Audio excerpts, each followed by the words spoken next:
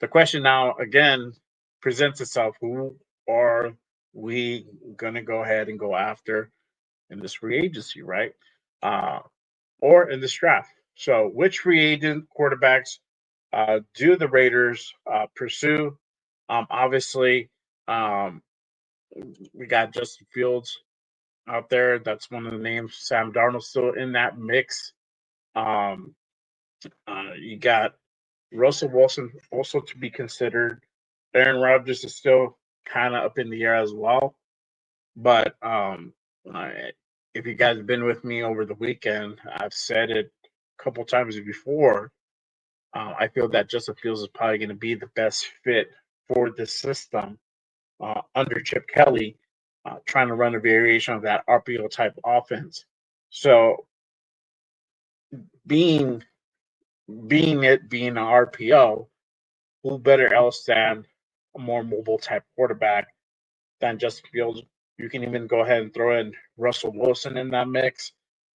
Obviously, he's not my number one on that, but you can also go ahead and consider him. I don't think Aaron Rodgers fits into that too well.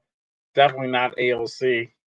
And I'm gonna try not to use that word too much because apparently it's a little bit of a trigger word. So, but he doesn't really fit into that new scheme that we're trying to go ahead and put together. So, um, that's currently the consensus out there that most likely the Raiders are going to be interested in Justin Fields. Sam Darnold's still in the mix. He could be possibly a guy that we go ahead and acquire now. I've said this a few times before.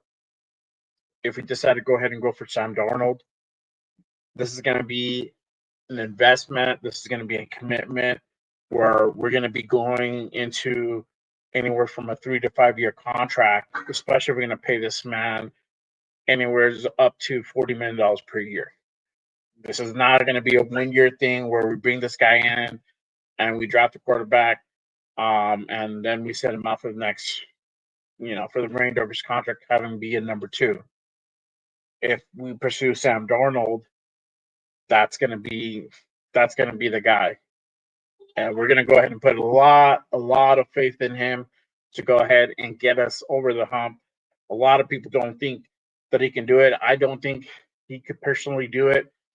From what we've seen last year from him, failing to go ahead and capture the number one seed versus Detroit, and then that playoff game versus the Rams, where the Rams literally decimated the Vikings, and there really wasn't any type of offense put together from the Vikings, where that really wasn't the case throughout the season. So those two pivotal games, you can see it as an indication that maybe he has a little bit of issue performing when really in those big game scenarios, and that's something that you cannot you can't just ignore.